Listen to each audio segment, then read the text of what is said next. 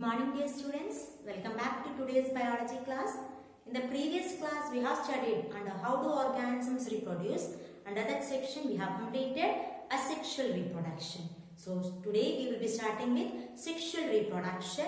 Under that we have to study sexual reproduction in plants as well as in sexual reproduction in animals. In this section we will study about sexual reproduction in plants. As you know what is sexual reproduction and all? Sexual reproduction, both the parents are involved, that is male parent as well as the female parent are involved. Both male and female parent are involved in a type of reproduction called sexual reproduction. Since both male and female parent are involved, gametes, male and gametes, female gametes fuse together and the process is called fertilization and the zygote is formed. This and all we have discussed while taking the differences between asexual reproduction and sexual reproduction. So let's move to sexual reproduction in flowering plants. Sexual reproduction in flowering plants. So as you know, which is the reproductive part of a plant? The flower is the reproductive part of the flower. Okay, of the plant. The flower is the reproductive part of the flower. So we'll see sexual reproduction in plants.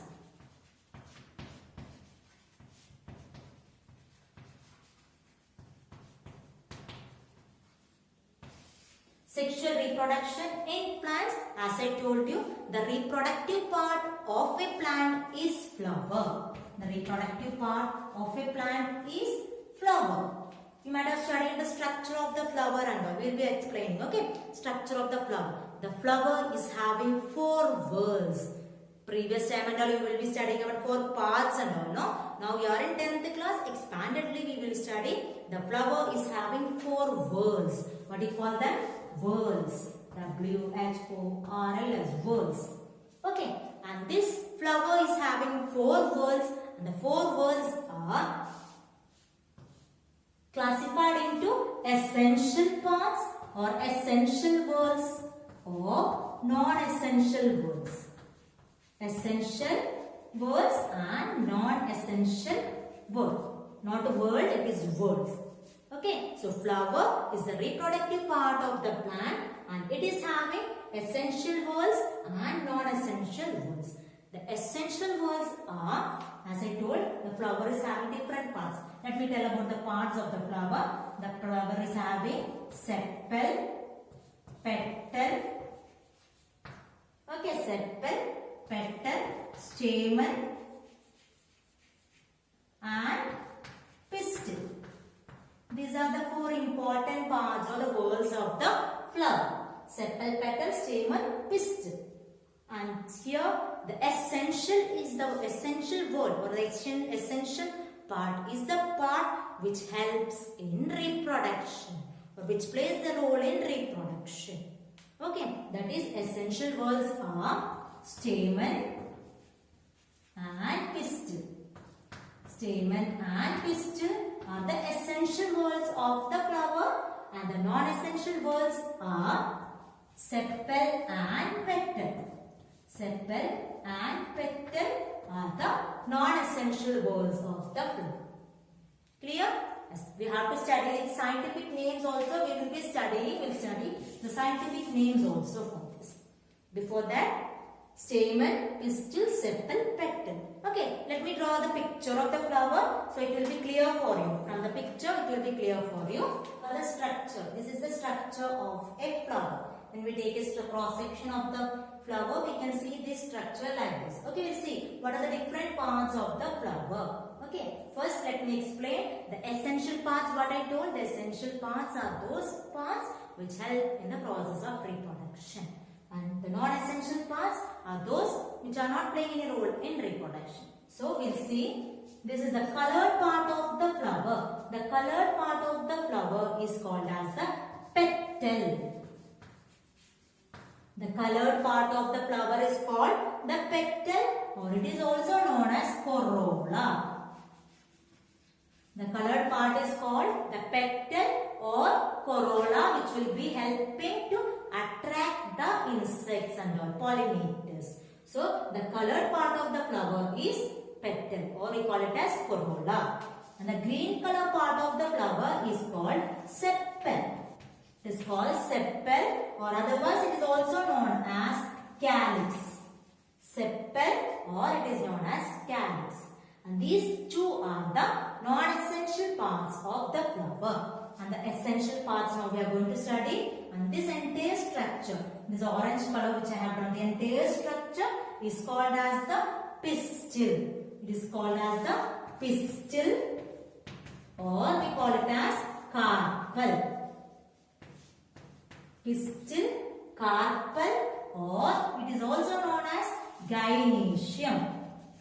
All the names you have to study. Gynoecium, and this is the female part of the flower. This is the female part of the flower. Pistil. And this pistil is made up of 3 parts together. We call it as pistil. That is called, this is called stigma. Stigma. And this structure is called style. And this is called ovary. Clear? And this is called ovary. All these 3 structures together we call it as pistil. That is, these 3 structures. These 3 structures together we call it as pistil. This is called stigma, style and ovary. All these 3 structures together we call pistil or carpel or gynoecium, which is the female reproductive part of the flower. And the next you can see elongated structure here, and this is called as the stamen. This is called stamen, or it is also known as androecium, or it is known as androecium. And this is the male part of the flower. We will be representing male like this, female like this. So this is the male part of the flower. Here you can see the male part, it is having anther. This is called anther, and this elongated tube, this is called as the filament. This is called the filament. Clear? So the stamen or androecium is the male part of the flower. Yes, it will be like this. Okay, and this is the filament, and this is the anther. Both filament and anther together it is known as the stamen or androecium. So this is the structure of the flower, very important. The parts also you have to study. Female reproductive part is called as the pistil or carpel or gynoecium. What all together it makes? That is stigma, style, ovary. All these 3 together makes up the pistil. And then male reproductive part, stamen or androecium. What all makes the male reproductive parts? Anther and filament together makes up the reproductive part. We have studied the structure of the flower, and these flowers again of different types. They are of 2 types, unisexual flowers and bisexual flowers. Unisexual flower, unisexual flower or unisexual plant, and bisexual plant or bisexual flower. Okay, unisexual means what? If the plant is having only either male or female reproductive part, we call it as unisexual plant or unisexual flower. If the flower is having only one type of sex organ, either male or female, we call it as unisexual flower. For example, in cucumber, watermelon, okay, watermelon, cucumbers, papaya and all, you can see unisexual flower. That means the plant body consists or the flower consists of only one sex organ, either androecium or gynoecium. Androecium means what? It is male reproductive part. Gynoecium means female reproductive part, either androecium or gynoecium. Whereas bisexual plant, which is having both the sex organ in that. Bisexual flower is having both the sex organ, male reproductive part and female reproductive part. That is, it is having androecium as well as gynoecium.